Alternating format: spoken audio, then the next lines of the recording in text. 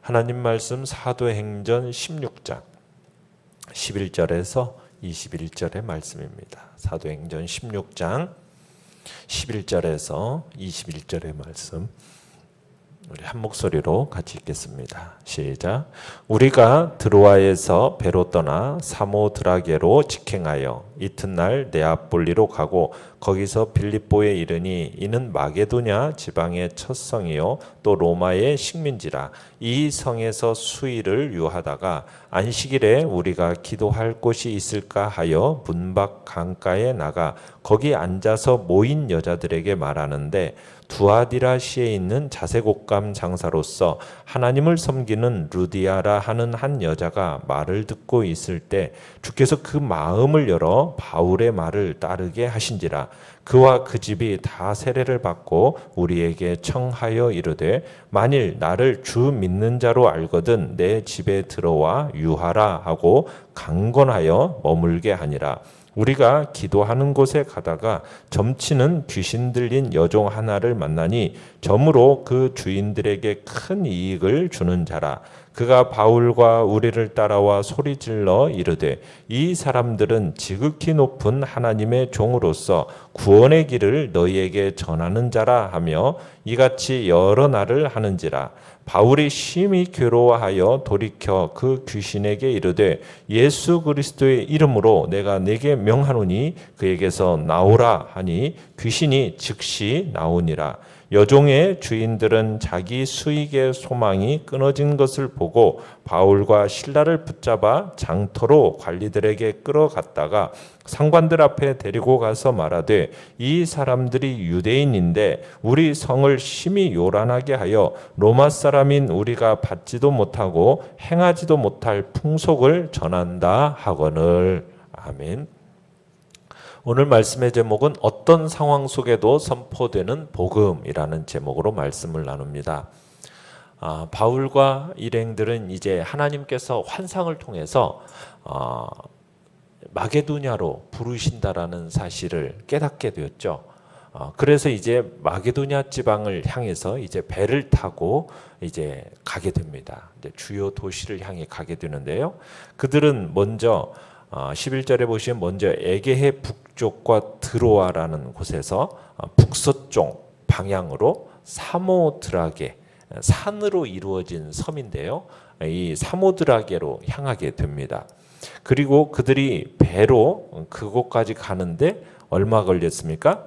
이튿날이라고 얘기하니까 하루가 걸린 거죠. 그래서 다음 날 다시 출발해서 헬라어로 이제 새 도시라는 의미를 가진 네아폴리라는 항구에 도착하게 됩니다. 그 선교사 일행이 지금 상당히 빠른 속도로 이 새로운 선교지 빌립보에 도착하게 되는데요. 12절에 보시면은 이 빌립보 도시를 가리켜서 이렇게 설명하고 있죠. 마게도냐 지방의 첫 성이요 또 로마의 식민지라 이렇게 소개되고 있는데요.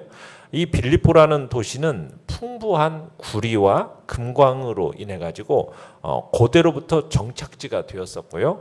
그리고 이 빌립보라는 이름은 알렉산더 대왕의 아버지의 이름 필립의 이름을 이렇게 가지고 와서 이제 지어진 이름입니다. 그래서 빌립의 이름에서 비롯되어 빌립보라고 이렇게 되어진 거죠. 그리고 이 첫성이라는 의미는 뭐냐면 마게도냐 지역에서 가장 으뜸 가는 도시라는 그런 의미입니다. 그러니까 빌립보에 도착한 이 바울 일행이 이제 이 며칠 동안은 아무런 활동 없이 쉬면서 12절에 보면은 이렇게 지내게 됩니다. 내용 관찰 문제 1번 보시면 바울 일행이 빌립보의 문밖 강가에 나가 앉았던 이유는 무엇입니까? 이제 13절에 보시면 안식일이 되었어요. 그런데 이곳에는 회당이 따로 없었던 것 같아요. 그래서 바울 일행이 기도의 장소를 찾아서 성문 밖에 있는 강가로 나가게 됩니다. 그러니까 유대인의 회당이라는 이런 표현 대신에 기도할 곳이라는 표현한 것을 볼 때 그곳에는 공식적인 유대인 회당이 아직 없었다라는 거죠. 이곳에서 안식일에 이제 루디아를 비롯한 일부 여인들이 모여 있을 뿐이었습니다. 그래서 이제 바울 일행이 기도할 곳에 모인 이 여인들에게 말씀을 선포하게 됩니다. 이때 14절에 보시면 특별히 이 루디아라는 여인의 마음을 주님께서 열어주십니다. 그러면서 바울이 증거하는 말씀을 따르게 했죠. 바울이 전하는 이 말씀을 주목해서 듣고 그 말씀을 따르게 되었고, 그래 이 루디아는 우리가 전에 보았던 대로 하나님께서 영생을 주시기로 작정된 자에 포함되었다라는 것을 우리가 알 수가 있습니다. 자, 그러면서 루디아에 대해서 14절에 뭐라고 어떻게 설명을 하고 있습니까? 소아시아 예배소 근처에 있는 두아디라 성 출신의 자색 옷감 장사, 이렇게 소개하고 있죠. 이 두아디라 성은 옷감을 자주색으로 염색하는 산업의 중심지였습니다. 그래서 이 자주색 옷감은 귀족을 상대로 하는 사업이에요. 그렇기 때문에 이 당시에 많은 이익을 낼 수 있는 업종이었죠. 그래서 루디아가 이제 바울 일행을 자기 집에 머물도록 한 것을 보면 그 당시 루디아는 큰 재력가였다라는 것을 알 수가 있습니다. 자, 바울과 그 일행이 이 빌립보에서 첫 개종자로 루디아를 얻었다라는 것은 너무나도 또 중요한 일입니다. 루디아가 이제 15절에 보면 그와 그 집이 다 세례를 받았다고 얘기합니다. 온 가족이 세례를 다 받고 그리고는 바울 일행의 적극적인 후원자가 됩니다. 루디아는 세례를 받은 후에 15절에 그렇게 얘기합니다. 만일 나를 주 믿는 자로 알거든 내 집에 들어와 유하라 하면서 강권해서 머물게 했다라고 하죠. 이러면서 이제 빌립보 교회가 출발하게 됩니다. 더 나아가서는 유럽 선교의 길이 열리게 된 거예요. 시작되게 된 겁니다. 그러니까 빌립보 교회의 이 복음 증거를 위해서 자신의 재물을 투자하는 루디아와 같은 이런 신자가 있었기 때문에 이제 빌립보 교회는 끝까지 바울의 사역을 위해서 물질적인 자원을 아끼지 않게 됩니다. 루디아는 마치 예수님을 따라다녔던, 그러면서 자신의 재물로 주님과 제자들을 섬겼던 그 여인들을 이렇게 기억나게 하죠. 그런 여인들과 같은 자가 바로 루디아였고 자신의 재물을 하나님의 나라를 위해서 투자한 사람입니다. 자, 하나님께서 이렇게 바울의 마게도냐 선교의 이 초기에 이 신실하고 또 그러면서도 물질적으로 후원할 수 있는 루디아를 만나게 하신 것은 많은 사람의 생명을 구원하시려는 또 주님의 섭리였음을 보게 됩니다. 그러니까 성령 하나님께서 이런 인물을 딱 준비를 시켜놓고 계셨기 때문에 하나님께서 바울을 또 이렇게 다른 지역이 아닌 이 빌립보라는 곳으로 인도하셨고 그리고 이곳에서 사역을 시작하게 하셨던 거죠. 내용 관찰 문제 2번입니다. 바울이 귀신 들린 여종의 귀신을 내쫓은 이유는 무엇입니까? 자, 16절을 보시면 바울 일행이 어느 날 기도 장소로 가던 중에 이 점치는 영에 사로잡힌 여종을 만나게 됩니다. 이 점치는 귀신 들린 여종인데요.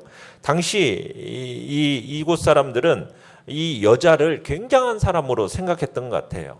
마치 이제 무당처럼, 그죠? 우리나라에서는 무당처럼 그에게 찾아가서 많은 돈을 주면 그리고 앞으로 되어질 일에 대해서 질문을 하면 그것을 이제 가르쳐 주던 여인인 겁니다. 자, 이런 종을 소유하고 있는 이 주인은 이 여인의 이 점치는 활동을 통해서 많은 부를 축적하게 됐습니다. 자, 그런데 바울 일행이 기도의 장소로 가고 있을 때 이 여인이 뒤를 쫓아오면서 소리를 지르는 거예요. 뭐라고요? 이 사람들은 17절에 그러죠. 이 사람들은 지극히 높은 하나님의 종으로서 구원의 길을 너희에게 전하는 자라 하면서 막 외쳐대는 겁니다. 근데 이 같은 행동이 하루만 그런 것이 아니라 여러 날을 했다고 그래요. 18절에 그죠? 많은 날을 하니까 바울 일행이 굉장히 성가시럽고 심히 괴로워해야 합니다. 많은 날 동안 이 여인에 대해서 바울이 전혀 손을 쓰지 못했어요. 그리고 이 여인을 아마 위해서 바울과 일행들이 많은 기도를 했을 것으로 보입니다. 하지만 이곳 지금 이방인들은 이 여자를 불쌍한 사람으로 간주하는 게 아니죠. 미래를 점칠 줄 아는 그런 어떤 행복한 사람으로 여기고 있었고, 또 점을 통해서 지금 그 주인들이 막대한 유익을 받고 있었기 때문에 섣불리 행동했다가는 이 주인들로부터 해를 받을 거라는 걸 잘 알고 있었던 겁니다. 그러니까 이 주인에게 있어서 이 여인은 큰 소득의 근원이었던 겁니다. 짭짤한 소득의 원천이었던 거죠. 자, 그런데 이 여인이 사라지면 어떤 행동을 이 바울과 일행이 당할지, 그건 뻔한 일이라는 걸 아마 바울 일행도 알았던 것 같아요. 자, 바울이 많은 날 동안 이 여인의 행동을 그대로 방치합니다. 그러다가 이번에는 여인을 사로잡고 있는 영에게 18절에서 이렇게 이제 말하죠. 예수 그리스도의 이름으로 내가 네게 명하노니 그에게서 나오라. 자, 이 담대한 선언이 그 많은 날 동안 기도한 다음에 얻은 어떤 확신에 근거한 행동으로 보여요. 자, 예수님이 귀신들에게 단지 말씀 한마디로 나오라 하니까는 귀신들이 저항하지 못하고 나오지 않았습니까? 그 사로잡혔던 여인들 사람들에게서 나올 수밖에 없었던 것처럼 바울은 이제 누구의 권세로 지금 귀신을 추방할 수 있는 겁니까? 예수 그리스도의 이름입니다. 그죠? 예수 그리스도의 이름. 그 권세로 귀신을 추방할 수 있는 그런 능력이 이제 있는 거죠. 이 바울의 말이 떨어지기가 무섭게 점치는 귀신이 지금 그녀에게서 나오게 됩니다. 바울의 명령에 귀신이 즉시 순종했다라는 것은 이건 바울의 능력 때문이 아닙니다. 그 속에서 역사하시는 예수님의 능력 때문이었던 거죠. 그 능력으로 예수 그리스도의 이름으로 나오라 하니까 이제 그 권세 앞에 굴복하게 되어지는 겁니다. 자, 그러면서 19절은 이와 같은 역사에 대한 주인들의 반응을 이야기하고 있습니다. 자, 주인들의 관심은 이 여인이 뭐 불쌍하다, 가련하다, 뭐 그래서 이 여인이 그렇게 구원받았다라는 것에 있는 게 아니죠. 자기들의 경제적인 이 소득원이 사라졌다라는 사실에 있어요. 주인들의 이 유일한 관심은 뭐예요? 사람의 존귀함이 아닙니다. 돈입니다. 돈. 그래서 그들은 바울과 실라를 잡아다가 시장에 있는 장터에 있는 관리들에게로 끌고 갑니다. 자, 여기서 19절에서 얘기하는 이 관리들을 20절에서는 좀 더 구체적으로 상관들 앞에 데리고 갔다 이렇게 표현하고 있죠. 여기서 상관들이라는 것은 그 당시 두 사람으로 구성된 일종의 도시 치안판사다라고 얘기해요. 도시 치안판사. 그래서 민사를 이렇게 민사소송을 심리해주고 또 재판에서 도시의 치안과 질서를 이렇게 유지하는 책무를 맡은 사람이 바로 여기서 말하는 상관이다라고 볼 수가 있습니다. 그러니까 바울과 실라를 이 도시 치안판사에게 지금 끌고 간 주인들이 지금 끌고 간 거죠. 그들의 동기는 뭡니까? 원래 그 동기는 지금 자기들이 분노하는 이유는 더 이상 점치는 종을 통해서 돈을 벌 수 없다라는 거. 여기에 이제 큰 원인이 있는 거죠. 그런데 이 사실은 은폐한 채 그럴듯한 이유를 제시하고 있습니다. 20절, 21절에 어떻게 얘기하고 있습니까? 이 사람들이 유대인인데 우리 성을 심히 요란하게 한다. 또 로마 사람인 우리가 받지도 못하고 행하지도 못할 풍속을 전한다. 이렇게 이제 얘기하고 있는 겁니다. 그러니까 지금 지금 바울 일행에 대해서 주인들의 고소는 크게 두 가지인 거죠.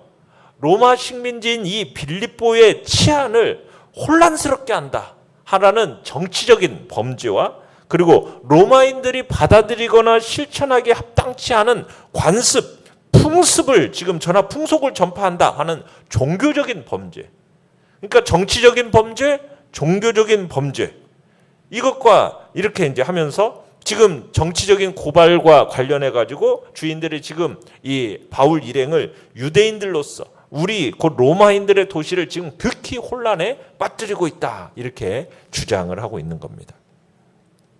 연구와 묵상 문제 3번입니다. 성령께서 바울 일행을 회당이 없는 지역으로 인도하시고 예기치 못한 상황에서 복음을 전파하게 하신 이유는 무엇입니까? 자, 유대인의 회당이라는 것은 예배 장소고요. 그리고 그 당시에 회의장이었으며 또 여행 중에 유대인들을 위한 숙박시설이기도 했던 것이 회당입니다. 그런데 지금 로마 식민지인 이 빌립보에는 회당이 없었어요. 그러니까 유대인인 바울 일행이 아마 상당히 불편했을 것으로 여겨집니다. 그래서 이제 안식일에도 기도할 곳을 찾아서 지금 그 기도할 곳이 필요했기 때문에 찾아 나간 곳이 강가예요. 성문 밖 강가입니다. 자, 거기서 이제 강가에 모인 여인들에게 하나님 말씀을 전한 거거든요. 자, 유대인 남자인 바울이 그것도 이방인 여인들에게 말씀을 전한다.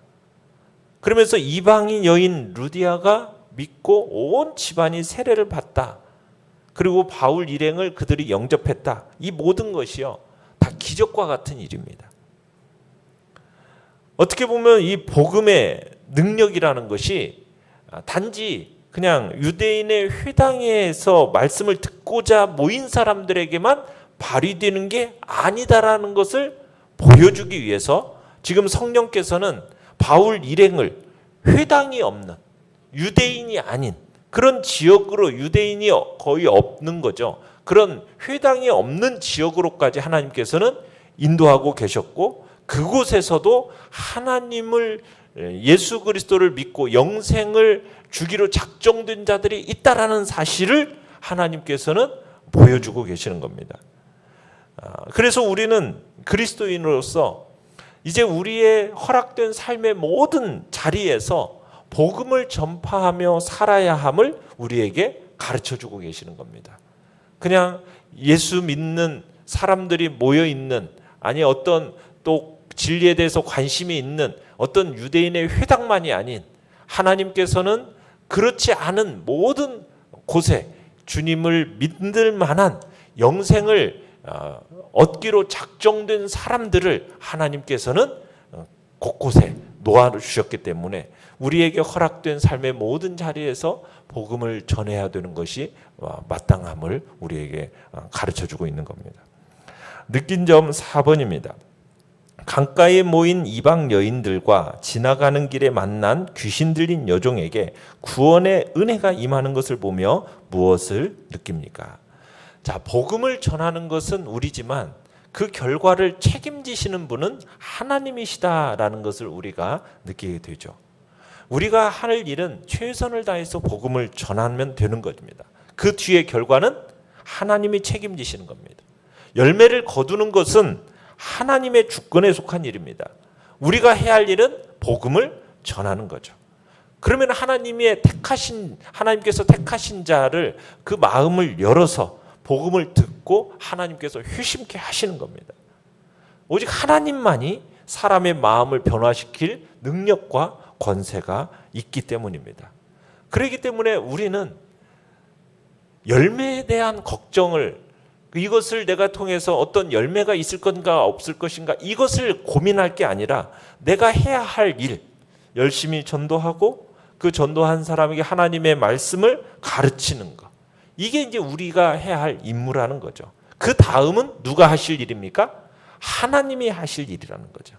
하나님이 회심시킬 자는 회심시키시고 성장시킬 자는 성장시키시는 겁니다. 그래서 우리는 그 결과는 하나님께 맡기고, 때를 만나든지 못 만나든지 우리는 하나님의 말씀을 전파하고 가르치는 일에 힘써야 하는 것이죠. 열매를 맺게 하시는 이는 하나님이시기 때문입니다. 결단과 적용 5번입니다. 나는 일상생활에서 얼마나 그리스도인임을 드러내며 복음을 전하고 있습니까? 오늘 내가 있을 그 자리에서 어떻게 복음을 전파하겠습니까? 오늘 내 삶의 자리에서 꼭 교회가 아니고 또 우리들의 어떤 종교적인 모임에서만이 아니라 정말 내 삶의 일상의 자리에서 하나님께서 영생을 주시기로 작정된 자들이 있다라는 그 믿음 안에서 또 우리가 복음을 전하는 복된 자리에 우리가 있기를 간절히 바랍니다. 오늘의 기도 같이 읽겠습니다. 시작. 내게 주어진 모든 자리에서 주님을 드러내고 복음을 전하게 하소서. 아멘. 말씀을 생각하면서 기도하시고요. 연약한 우리의 지체들을 위해서 기도해 주시기 바랍니다. 하나님이 주시는 그 풍성함의 역사가 우리 안에 나타나기를 소원하면서 코로나 시대 속에서 주님께서 우리를 지키시고 보호하시며 하나님의 거룩함과 영광스러움이 우리 안에서 나타날 수 있도록 주여, 우리 세 번 부르짖며 나갑니다.